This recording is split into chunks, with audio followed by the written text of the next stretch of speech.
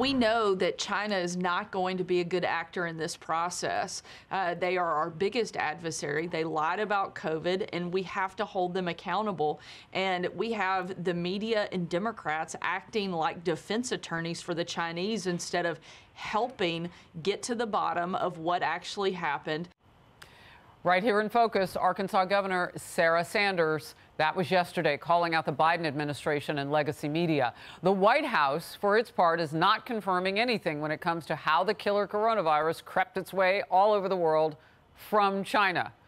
National Security spokesman John Kirby has already said they will keep all of the classified information under wraps. Peter Doocy, though, is pressing for answers. A bill requiring the DNI to declassify the COVID origins intel passed the Senate. If it passes the House, too, would President Biden sign it? He already very swiftly and unilaterally put information out there. That's one. Two, the intelligence community continues to assess the origins of COVID. I know I've seen press reporting about some preliminary findings of a classified nature, but there's still no consensus.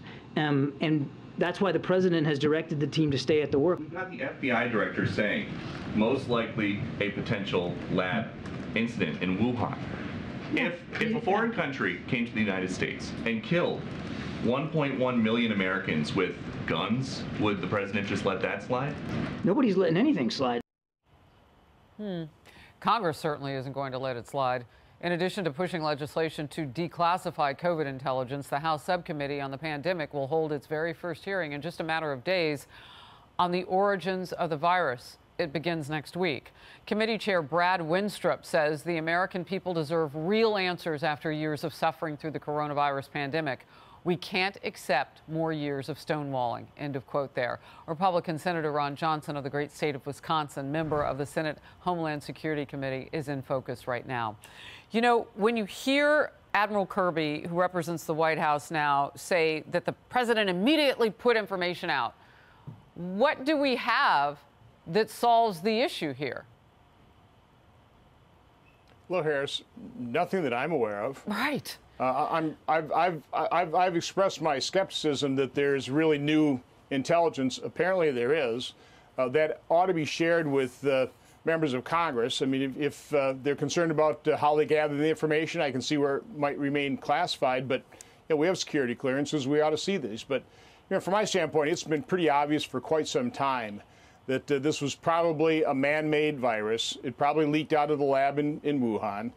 You take a look at the fact that the Chinese government shut down travel from Wuhan to the rest of China, but allowed it to, travel throughout the world so that the pandemic would spread. They're incredibly culpable. They've been covering up. Anthony Fauci's been covering up. The cover-ups have to end. The American public deserves the truth. The world deserves the truth on this. You know, a quick question about the actual substance of the virus and anything like it on this planet. How big a push do you as a senator think that you can put forth to stop this process of gain of function? I think we need to put an enormous push. And, Senator Rand Paul is now the ranking member of the Homeland Security Committee. I'm ranking member of the Permanent Subcommittee on Investigations. We're interested in this. We've been talking to Senator Peters, Senator Blumenthal. We want a bipartisan, nonpartisan investigation to this because it can never happen again. Listen, I understand when you've got CRISPR technology, when gain of function is possible, the United States government, we need to understand what can happen with it. We need to be prepared to defend ourselves against it. But we certainly shouldn't be funding research that then is shared with anybody in China. This has to be completely and tightly controlled. It wasn't. It was incredibly sloppy. People like Anthony Fauci are culpable here. And again, they need to be held accountable. Let's move to this. Senator Joe Manchin, Democrat, obviously, popped off at his Democratic colleagues over the debt ceiling, and he demanded that they negotiate with Republicans now on spending cuts to reach a deal to raise the debt limit. Some sobriety coming on when you look at all these numbers, no doubt. Some House Democrats also looking to curb massive spending. 59 of them, in fact, joined the GOP in backing a new bill. It would force a budgetary review of any executive orders, which could have a substantial inflationary impact. Boy, that would have been nice to start like months ago. What's your take on this? Well, first of all, let's just listen to a couple numbers.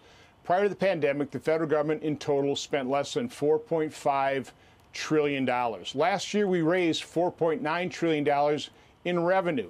Had we just grown spending by population growth and inflation, we would have spent about 5.1. We are that tantalizingly close to balancing the budget, but the pandemic blew a hole in the federal budget. We spent well over $6 trillion, and now the baseline spending is somewhere around $6 trillion, $1.5 trillion more than we spent prior to the pandemic. So there ought to be all kinds of cuts. We ought to return to that baseline, and we ought to pass a budget.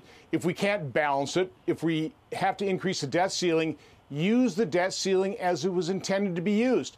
Attach to it fiscal controls, things like Preventing Government Shutdown Act, the Full Faith and Credit, or the No Default Act, the REINS Act, so we can grow our economy. You know, who cares? The number one component of a solution for all these problems is economic growth, and the Biden administration is just snuffing out economic growth. Well, that seems so simplistic. I mean, to hear you put it like that, we could do this. If only Yes. everybody could agree. I mean, but it sounds so doable. Well, look, I want to get to this. 2 new articles on this. And here's a quote from each. King of debt, Joe Biden absurdly labels himself a deficit hawk. And this one, Biden's new deficit hawk persona has some progressives feeling some bad deja vu. And a quote from that second one, Joe Biden spent the last 2 years pursuing and enacting massive domestic programs meant to remake the United States economy. But as he prepares a run for re-election, Biden is trying out a new economic persona, deficit hawk. Does it stick to him, or do we continue to see the truth? Well, it better not, but you have a corrupt and complicit media that will probably help him have that term stuck to him. Again, the problem is we never talk about total government spending. Prior to the omnibus, I was asking reporters and my colleagues, do you know how much we spent last year? Nobody knew. What? Because we never talk about it. No, honestly, That's hard to believe. They say, well, a little over $1 trillion. Well, again, they know about discretionary spending because that's all we budget for. Okay, that's all we appropriate for. But there's 70% of the budget that's mandatory spending. We never even look at it. We have to look at total government spending. Last year was $6.2 trillion, and we need to start prioritizing. We need to unify everything. We have to look at things. We have to prioritize spending. But until we do that, again, we're just whistling by the graveyard collectively. I got to tell you, if we ran our households that way, I mean, they would arrest us because we'd owe everybody. We'd all go bankrupt. If you don't know what your bottom line is, how can you control what you spend? But I guess they can do that with other people's money. You've got a fight on your hands. Last quick thought. Well, you need to know the top line. You're right. A family budget, you say, okay, we've got X number of dollars to spend, and that's all you can spend. But in the federal government, nobody even cares how much we can spend. We'll just print the money, and it's causing inflation. It's going to be a calamity for this country. Senator Johnson, thank you. That was a lot of the vegetables. No dessert on that, and we needed to hear it. Have a good day. Appreciate it. Hey everyone, I'm Emily Campagno. Catch me and my co-hosts Harris Faulkner and Kaylee McEnany on Outnumbered every weekday at 12 p.m. Eastern, or set your DVR. Also, don't forget to subscribe to the Fox News YouTube page for daily highlights.